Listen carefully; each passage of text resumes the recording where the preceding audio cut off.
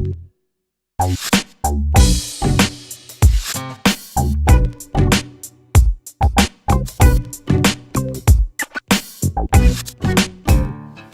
you so much for being here, everybody. And this, I'm an archivist and historian, and one of the things that's so important to me is preserving these stories, get the information down. One of the things about Ralph Bunche is that ever since I learned about him, whenever I see something about, okay, the first black person to do this or whatever, I'm always like, I'm not so sure about that, okay? So it means we need to get in and get the stories and talk to each other and connect. And I am extremely excited to have somebody here to speak to us who is carrying on the legacy of Ralph Bunche and of the HBCU excellence. And Ms. Shantelle Brumfield is somebody that you see around town volunteering. She's a graduate of Howard University and Stanford too, I believe. And she is going to talk to us a little bit about her inspiration. It is truly an honor to stand forth in front of you all today as a native of Vallejo. Born and raised, this is a city that has my heart. I moved back here about 6 years ago, ready to work. But I'd like to start off by sharing a quote with you all that says, "On our way, we must be firmly resolved, persistent, and tenacious. We must gear up for hard work and never let go, or never let up." And that's a Ralph Bunche quote that was plastered on the wall my freshman year at Howard University, where, as Ann said, I'm a graduate of Howard University, Stanford University, and also I'm an alumni of the Ralph Bunche International Studies program, where I studied abroad for the first time freshman year, and it set a tone for me. Growing up here in Vallejo, I learned the importance of following my dreams through use of my imagination. Many of you see me crocheting all the time because that's really my thing, and it's not a hobby. It's more or less a tool that has taught me to be who I am today. Through crochet, which is so simple, I've learned the ability to be patient, to really use tactile thought process. It's been therapy. It's been a way for me to transfer negative energy into something positive. And it's something that I take on all of that experiences of school, things that I've saw, and things that I've been taught along the way as a way to really give inspiration to the work that I do today, which is really centered around passion, purpose, and plan. Anything that you read about, any history that you go through, it's always a lesson in there, but it always required a plan, understanding where you're going to and how you're going to get there, and operating in a space where you can connect with the right people, have the right knowledge base, and put the right experience and passion behind it. And my passion for myself is helping other people find their same passion. And within doing so, applying the right purpose that is going to align in a way that is going to help people. And that's something that I learned from studying abroad. Seeing people who look just like me. My freshman year, I went to Mexico, and I was mind blown by the fact that there are black people in Mexico who were natives to the land and were there before slavery happened. And as much reading as I do and as much history that's shared in my family, it just opened up a space that I had to really set out and go find individuals who weren't being, serviced in a way where they can find what their passion is and help that. So with Believe in What You Dream is my new work that I do, and that's this work that I do on the international set. 3 years ago, I started with this idea. My background is in biology, which I did investigative research science, and then my skill set is knowledge, attitudes, and behaviors. And my personal passion is really just talking to people and connecting. And when I say that I'm carrying on the legacy of good work, the quote that comes to mind is, again, another Ralph Bunche, is once you're educated, you turn around and it's your responsibility to pull back and reach up those around you. And I just wanted to share that piece. Thank you so much for your time. So I'm just going to tell you one story about the film and to see if you've got any more questions, and then I'll sit down. The principal advisors on this film are about 5 or 6 of us, you saw all of us in the film at one point or another, looked through about 17 hours of film that Will Greaves had collected. And it was a struggle. He had hoped to get PBS to agree to a kind of series, a Ken Burns kind of thing where he might have 8 one-hour episodes or something. He could only convince them to do 2 hours. So it was his job to narrow the film down from 17 hours to a cut of 6 hours, and then a real fight over those 2 hours. And we went back and forth with him on what should be included, when should not be included. And one of the battles I really remember is you saw the opening of the film, which opens with Bunche's memorial and funeral. We said, Bill, this is a terrible opening. To open with a funeral is deadly, to sort of be a pun. And we said, we want something more dramatic. And he had great footage of the Crips and the Bloods in Los Angeles, and they were trying to come up with a truce. And somebody said to them, they couldn't find the language for it. And somebody said, do you know about Ralph Bunche and his armistice in Palestine that eventually won him the Peace Prize? I suggest you go down here to the local library and look this up, because he drafted the armistice, and that kind of language would work for you. And so he actually had footage of this gang member, this really tough-looking guy, sitting there talking about Bunche's armistice and how the language was something that the Crips and the Bloods used for their truce in L.A. And he said, and to top it all off, this guy was raised in Watts. And so we said, this is a tremendous opening. This is showing the contemporary relevance of Ralph Bunche. And so you had these academics telling them we wanted something more dramatic, and the film guy is saying, no, I want the film. Well, of course, he did the final editing, so you got that opening. But those were the kinds of backs and forth we would have over the film.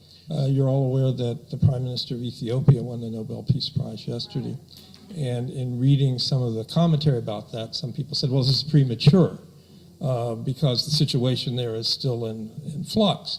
And the response was, but look what he did, he opened the door for some real change. And it's going to be a kind of long process, just as the armistice in the Middle East didn't quite solve the problem in the Middle East. It's still with us. Obama gave an important speech in Cairo early in his presidency that sort of shifted the focus away from Islamophobia and was opening up to the Arab world, which was an important speech.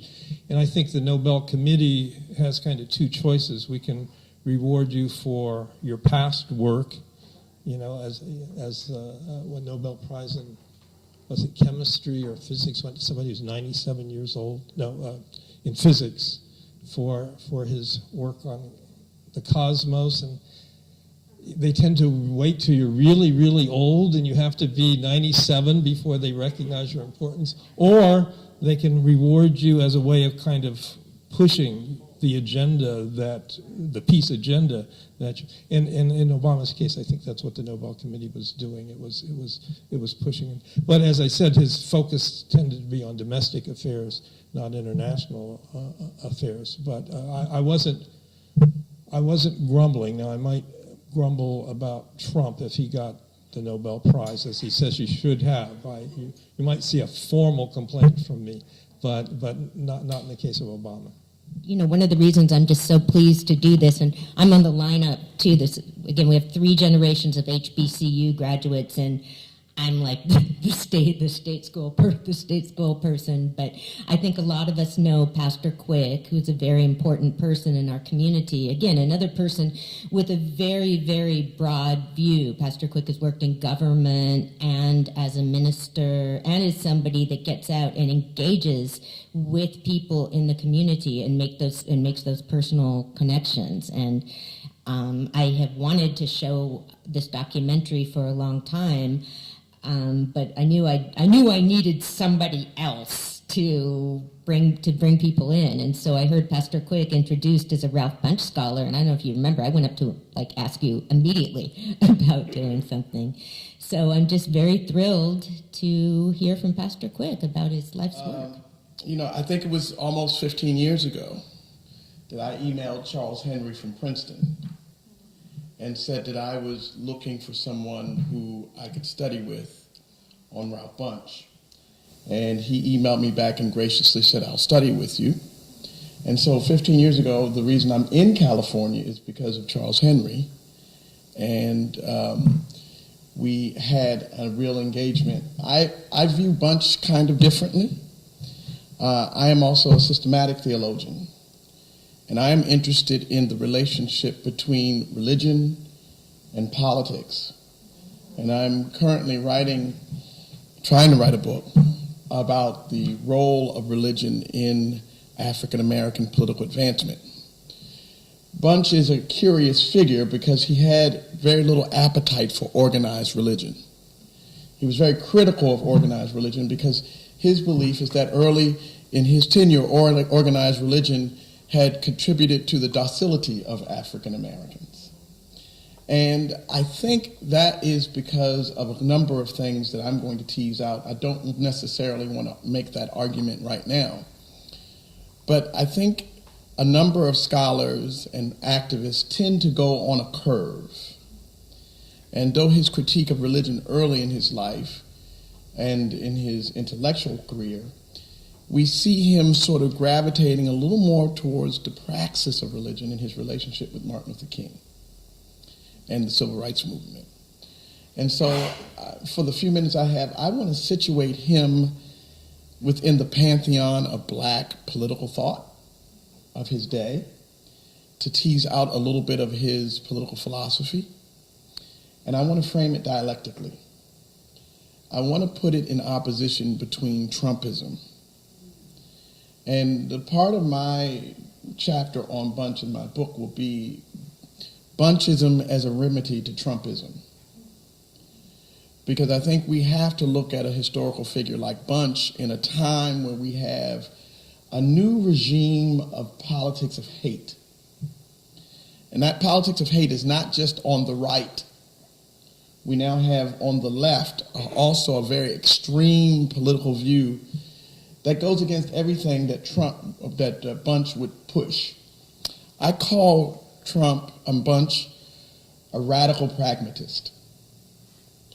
And as a radical pragmatist, I want to situate him between a couple of folks. One is Alain Locke.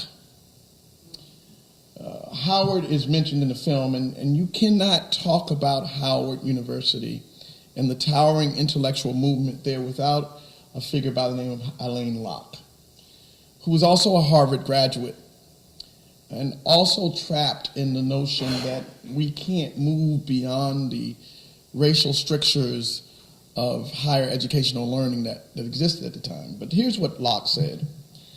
Locke said, for generations in the mind of America, the Negro has been a formula, that human being, a something to be argued about, condemned or defended, to be kept down or in his place or helped up, to be worried with or worried over, harassed or patronized, a social boogery or a social burden.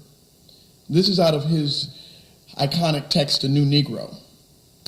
And Bunche and his crew, Du Bois called the Young Turks, I would situate him in the New Negro movement as trying to reformulate what it meant to be an African American, what it meant to be an intellectual, what it meant to be a social activist.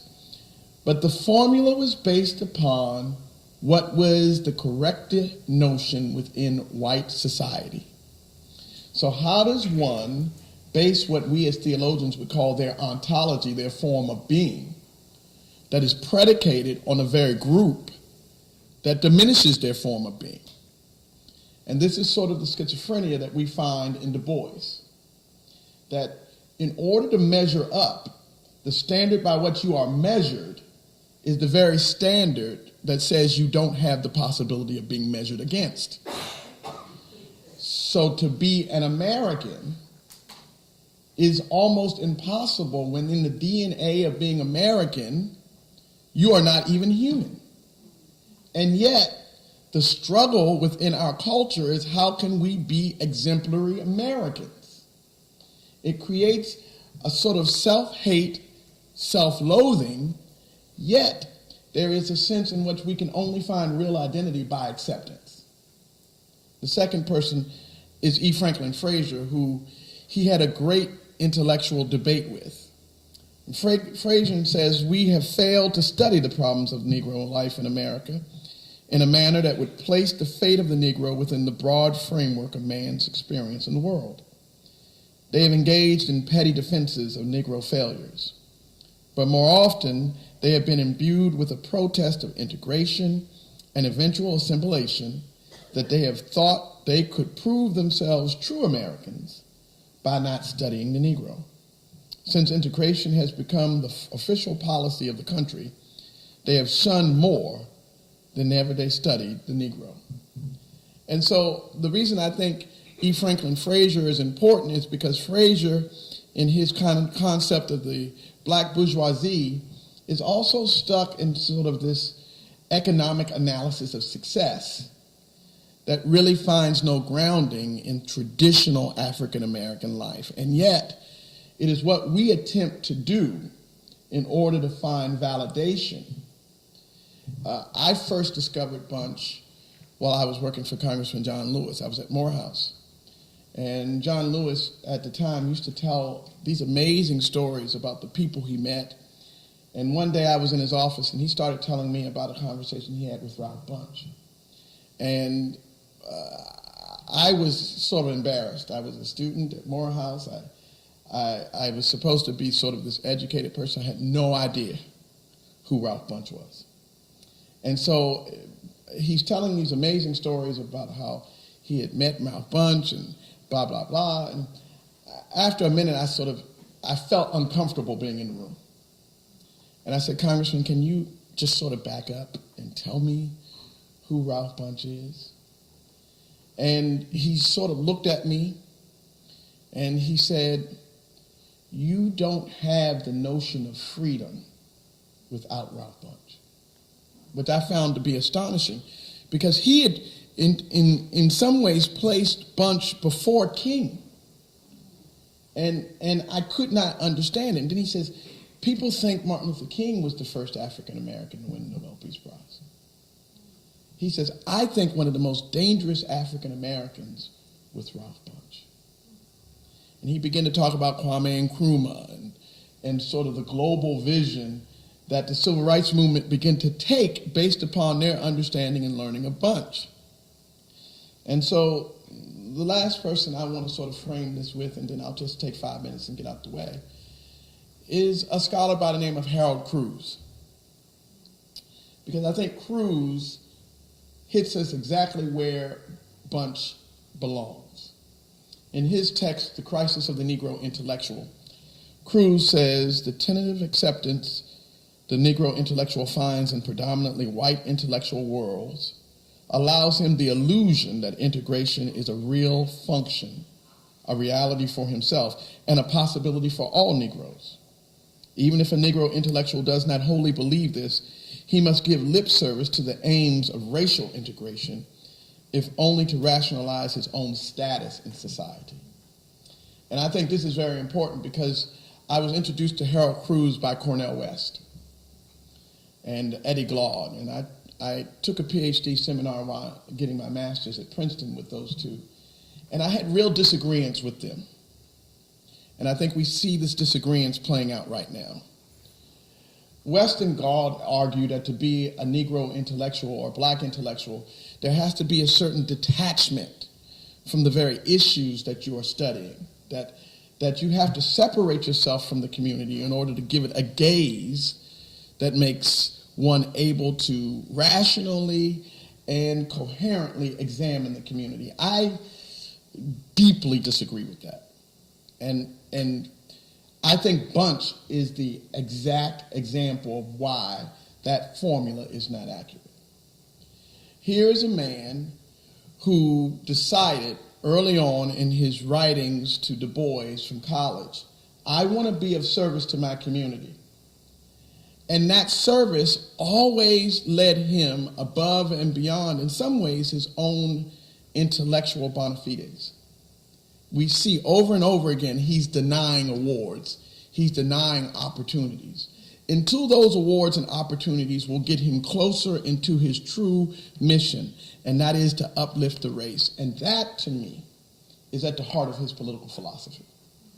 The heart of his political philosophy not only is an engagement in what we call Enlightenment principles, rationalism, collegiality, but the heart of his political philosophy is race, even on the global stage.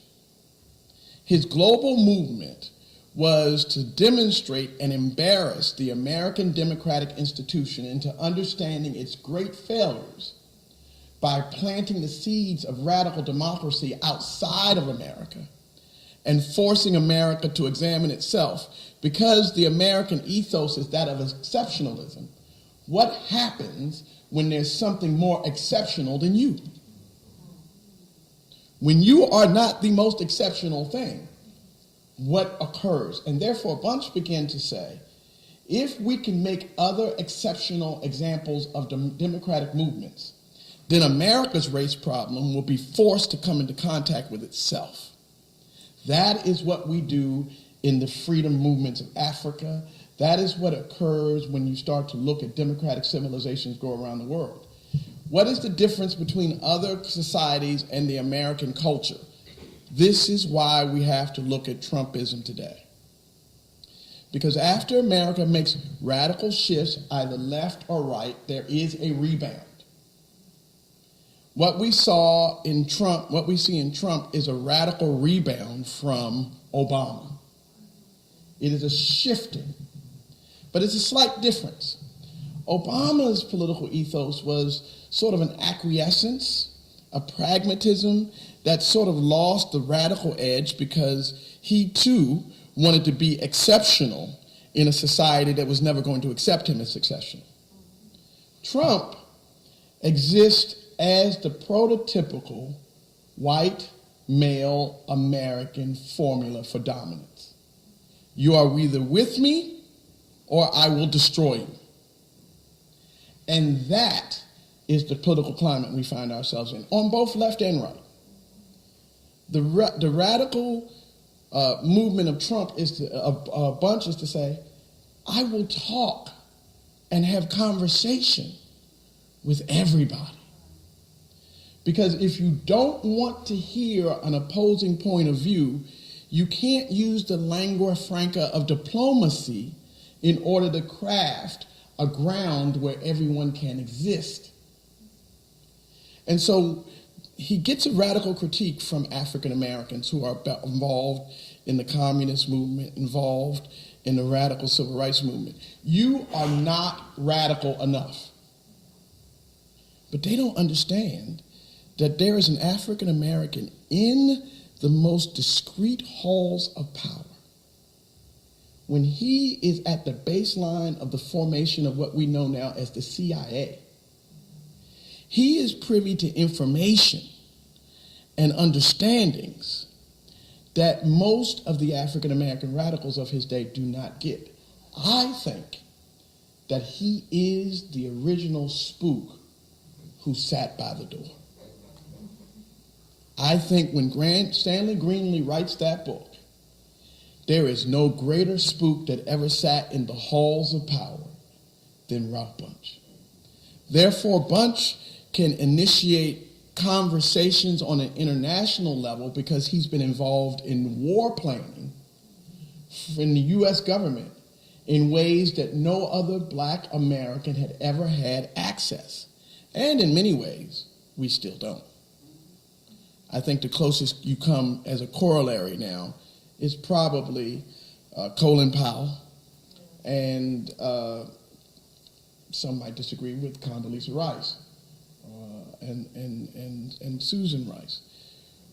But there are these discrete moments in which Bunche is seeing what's going on in the world stage, and he is moving silently in the scenes to coordinate the radical revolution that takes place in Africa.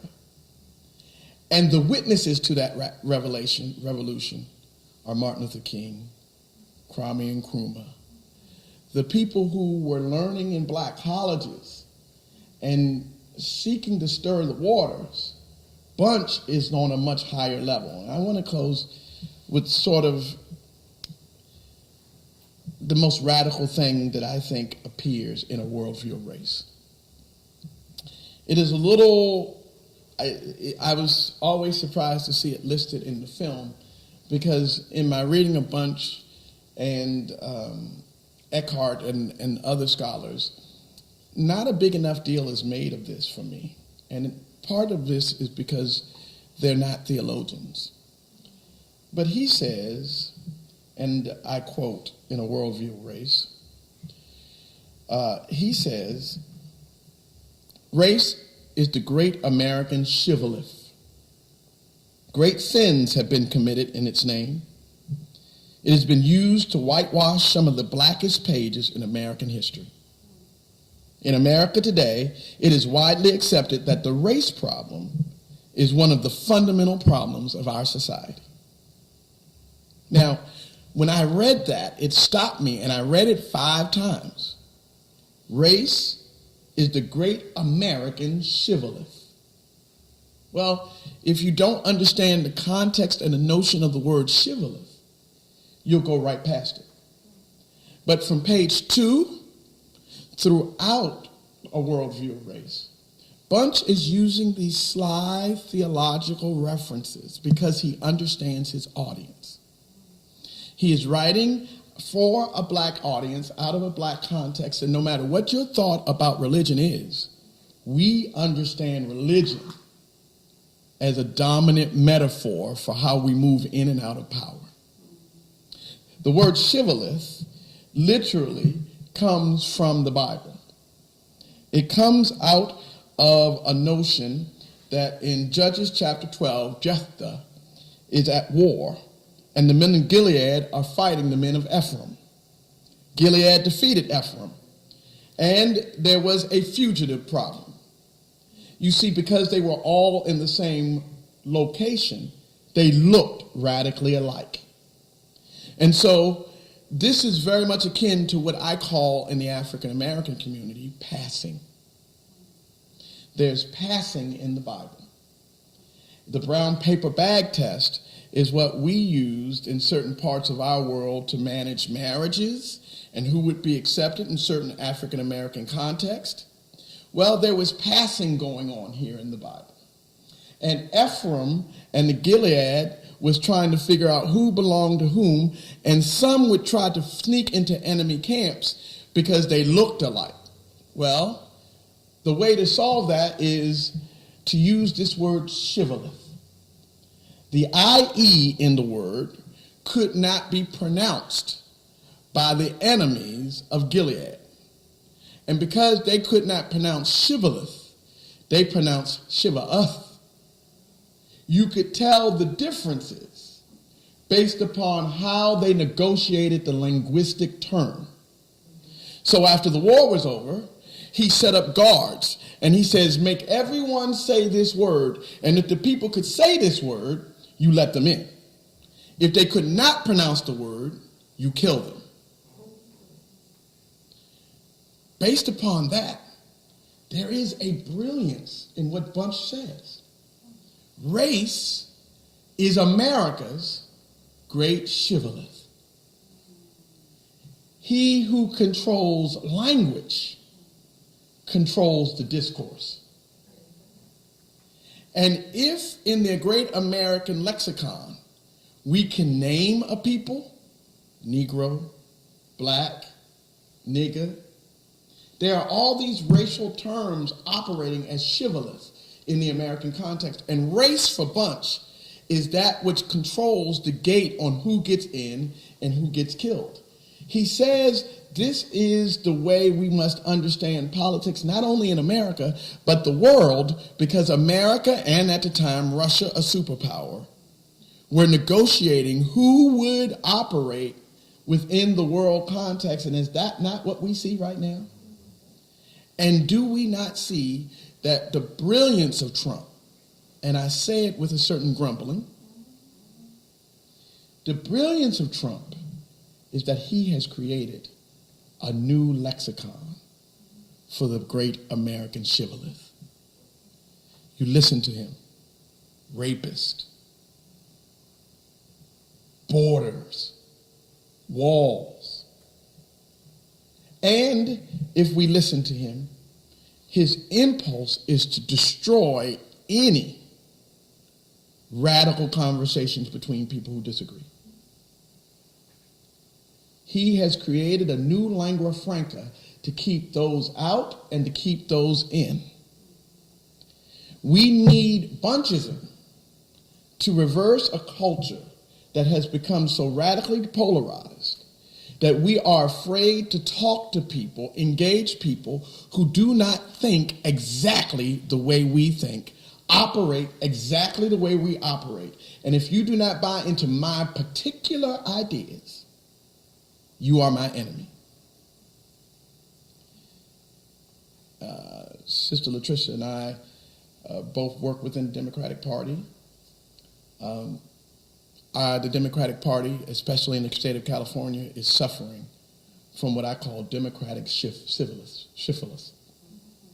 That if you do not fit into the dominant power structure of what elite Democrats want to talk about and be about, you are not welcome into this party. Indeed, our county and our city operates the same way. And we are so polarized that we cannot come together and defeat what is really the American enemy. Anyone or anything that feels the need to shut you down, that is so insecure that they cannot hear your idea, is against Bunchism. And so I want to close with this radical statement. He was such an intellectual powerhouse that he was not afraid of engaging anyone. We need to get back to creating such competence in our conversations that we can have conversations with the incompetent and not feel threatened. That is my thought in brief on Bunche. Thank you for giving me the time. I hope you have a great afternoon.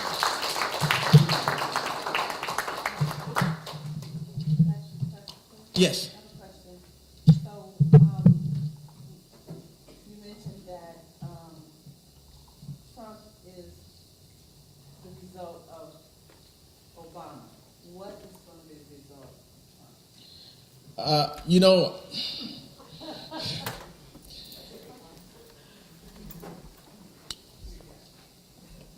I think we're still waiting to see how the Democratic Party unveils itself. I think even within our party, race has become such a big issue. And I think that until we come to terms and acknowledge that even liberals have racial issues, we're all going to ride the same train. My prediction, however, is that if Pence is smart enough, he'll see where this train is going, and we'll probably see President Pence before the election.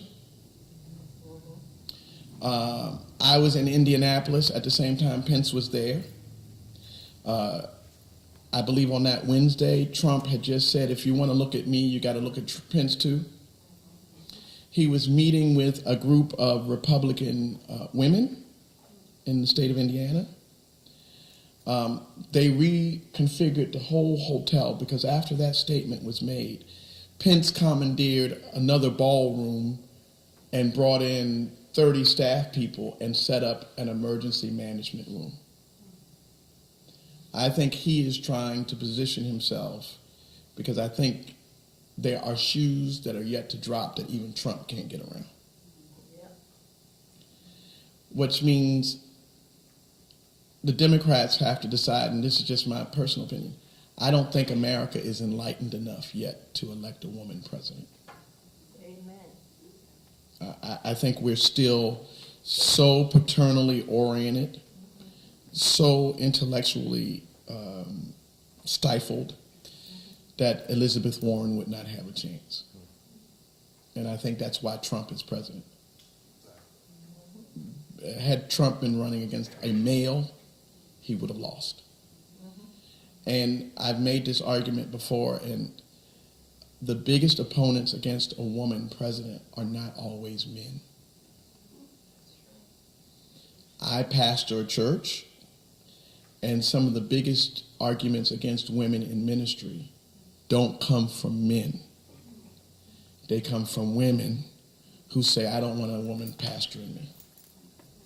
So until we can get past the paternalism, I think we still have problems. Yeah. Yes, ma'am. So, I thoroughly enjoyed hearing you, Pastor Quay. But I have a question. Yes. And I agree with a lot you said, and feel blessed to have heard you. Thank you.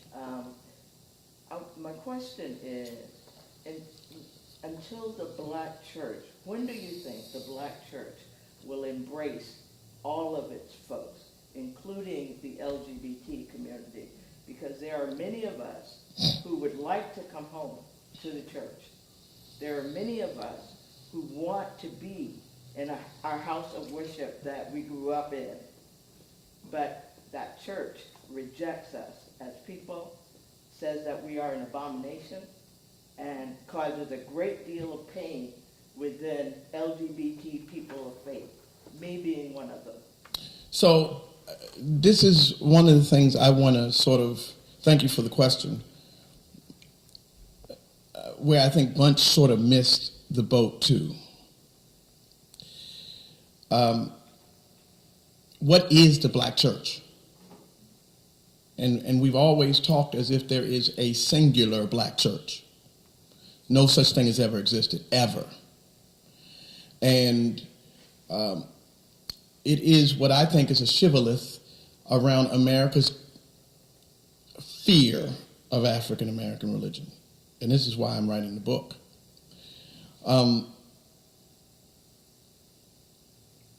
In the Bay Area, we'll keep it localized, churches like Allen Temple, other churches, have always embraced all people of all orientations, cultures, sexualities. It's not a new thing. We tend to focus on institutions that get more attention because of the buffoonery. And so they get more attention rather than focusing on the institutions that have always sort of been on the front lines of liberation movements around the country. And I would argue that as religious folks, we are as stereotyped as anyone else. I'll give you an example. The church I pastor has always been, since the last 9 years, open and affirming. I tend not to ever say in public who's in my church because I think that is something I hate. When people say, you know, I'm not racist, I have a black friend. I don't want to be your black friend. So I don't go and say, well, I have this member and we do this. You have to come and experience. And I think what happens is we become easy targets. And why would the black church be easy targets? I defy anyone to tell me, currently or in the past, the only wholly owned and operated vehicle for collective economics in the black community in the United States of America. You can't do it. We have never had a chain of black banks, and when we began to do it in Tulsa, it was destroyed. When we began to do it in Florida, it was destroyed. But your first black burial societies, your black colleges, your black funeral homes, everything has come out of the black church. We have funded it, operated it, and saved it. Now, when you have that kind of power, what do you have to do? Marginalize it. belittle it and stereotype it. I've came here from Morehouse in Atlanta. I can't tell you how many people are in churches in Atlanta that have always been open and affirming. I grew up in Washington, D.C. Can't tell you how many churches have been in Washington, D.C. that are open and affirming. But I can say that since I've been to California, and this may get me in trouble, I think Californians have the most unrealistic notion of race that I've ever seen. And I think we are, in California, not only ignorant of the role of race, but the role that sexuality has been used within race to segregate and keep the community apart. And when I talk to a lot of my LGBTQA friends, they tell me they've never been as discriminated against as in the gay community in San Francisco. That's true. And I have members who say, I'm more welcome in church than I am in certain gay clubs in San Francisco. So I would just challenge the notion of what is the black church. Now, are there singular black churches that are against gay and lesbians? Against women? They're against cats? They're against Chinese food? They're against everything. You can find anywhere that somebody's against something. I would focus on those institutions that have been leading the march to be inclusive and loving to everybody. Thank you. Thank you all so much. I first heard of Ralph Bunche through Doug Hammarskjöld, who we spoke about a little bit here, and I'd gotten interested in the United Nations through Sergio Vieira de Mello and the idea of engagement, of somebody that will get in and speak to people you disagree with. It's something I very much try and do. And I meet with conservative Christians. I call into Fox News and talk to people. So the thing about, this isn't showing up that well. So what I try to do, I run a social media project to monitor the investigation into Hammarskjöld's death, but Hammarskjöld was like this aristocratic Swedish guy that I couldn't really relate to that much. And so when I write stuff for my websites, it's sort of like in his voice. He says like Godspeed a lot, and like to the United Nations Security Council, we are praying for Syria and stuff. So what I started to do with Hammarskjöld is research the people that died with him. And those are three of the people there. And then the lady on the far left is Mama Kankasa, who is a Zambian leader who was identified as a wife just about anywhere else. She's one of the people that saw Hammarskjöld's plane get shot down. So that's one of the things I really try and do. And really my passion is to find anything that other people haven't found. So what I've done is research connections between Doug Hammarskjöld and Bayard Rustin, and who I study. And like many white gay people, I initially learned about him, this like sob story about how people like kicked him out and whatever, which I think is incorrect. I think that racism from white progressives affected his life more than homophobia from anyone. In my other presentations, I have lists of how celebrated he was. So this is correspondence between Ralph Bunche, Bayard Rustin, and Martin Luther King setting up the reception for King's Nobel Prize reception. So that's one of the things. This is the guest list. A. Philip Randolph was there. Roy Wilkins. I really apologize that this isn't that clear. Okay, so here's a picture of Bunche and Bayard Rustin in the same room, and there's Coretta Scott King, A. Philip Randolph, and John Sengstack, who was the publisher of the Chicago Defender. I don't know who that is next to him, but this is them on the Selma March. And then here's the picture that we keep talking about. There's Ralph Bunche in the middle, and then there's Bayard Rustin at the far left next to John Lewis.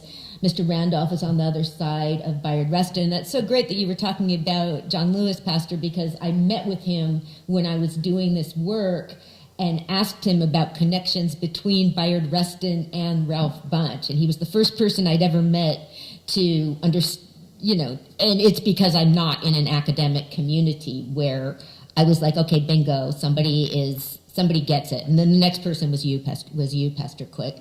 And Congressman Lewis actually knows about this event, which is, very meaningful. Okay, so here's the correspondence between Bayard, it's a letter to Ruth, a telegram from Ruth from Bayard and Mr. Randolph. And it shows this real family thing here. Bayard really looked up to Ralph Bunche, and Mr. Randolph and Bunche were very close at the National Negro Congress, of course, which Bayard Rustin was part of. Ralph Bunche was part of the Almost March on Washington, where A. Philip Randolph negotiated to get African Americans employed in defense industries, and Ralph Bunche was part of that. Okay, so this is Ralph Bunche with his daughter Joan, and so it's interesting because you see he was such a celebrity at the time that there's his daughter, child of celebrity. And this is a marriage announcements for Joan. It's actually Jane. That's the picture of Jane, the one who took her whole life. And a whole other aspect of Ralph Bunche's life is, which I talk about, being asked to solve the most complex problems in the world while dealing with abandonment, tragedy, and mental illness. And so, okay, here's Ruth Bunche, who I found out was pretty active in these causes. And so what I found was a lot of correspondence or issues where Ruth Bunche was part of the petitions for schools, part of the Children's Crusade. And so that was really interesting, and it made me happy to think that she had things to keep herself interested while Ralph was traveling. And then here's Daisy Bates. The big thing for an archivist is letterhead. So what I do is I find out who all the people on the letterhead was. And this is more about the march for schools, and then the other correspondence between Rustin and Bunche had to do with nominating Norman Thomas for the Nobel Peace Prize, the socialist, which he didn't get. And this is paperwork about trying to set up an endowment in honor of Norman Thomas. And so as somebody that does a lot of organizing, it's really fun to see all this correspondence. Okay, well, we're doing some of the same stuff, just letter after letter after letter. So here's correspondence trying to get Linus Pauling to join it. Here's correspondence to get Martin Luther King's book reviewed. One of the people there is Helen Gahagan Douglas, who's standing behind Roy Wilkins at the NAACP in 1949. She was a congresswoman who voted for anti-lynching legislation when it was not going to pass and when nobody else was doing it, and she lost to Richard Nixon partially because of that. She's the one that coined the name Tricky Dick. Okay, that's her as a politician. That is her as a movie star, which she also was. Okay, so here is, just to give you an idea, I believe that Doug Hammarskjöld and Ralph Bunche really had a strong personal and intellectual connection. And there's them in Congo. This is a still, because there was some video, a lot of video shown from here. Behind them is Heinrich Wischoff, who also died with Hammarskjöld. And then there's them at a meeting, one of the endless meetings. And I just love this because you can just see the companionship there. And Ralph Bunche experienced the needing to work for people that were not as smart as him through much of his life, but that was not the case with Hammarskjöld. Okay, and then I'm really interested in what would have happened with decolonization and with the Democratic Republic of Congo if Dag Hammarskjöld hadn't died. So this is Hammarskjöld and Bunche with Joseph Kasavubu and Justin Bamboko, who were DR Congo officials. And it's another one where I just look at the comfort there and the communication. And here's more. Here's more. There's him with Kasavubu Bamboko and Antoine Gazinga. And it's just one thing that's so sad to me about Hammarskjöld dying. And Malcolm X was, I view him, and I'm not sure if I'm correct, had dealings with the United Nations at that time in the early 60s. So one of the things I think is really interesting is what if Malcolm X and Dag Hammarskjöld hadn't been assassinated. Okay, and then that's General Mobutu on the far left. That's a real iconic photo of Hammarskjöld in Congo. And then that is Mobutu. This is the 1970s, the year before Ralph Bunche died, and that's with U Thant, who succeeded Dag Hammarskjöld. And there's Mobutu. Bunche looks pretty miserable there. He thought that Mobutu was pretty terrible, which was true. And then there's Mobutu, as some of us might remember. He became this was Rumble in the Jungle. So that was something he did. And yeah, that is it. I really had to edit down because we had such fabulous people here. I was trying to fill in some of what might not have been said, but I do have other presentations and work which gets a lot bigger about this. So I just want to thank everybody very much for being here. This is just an amazing honor.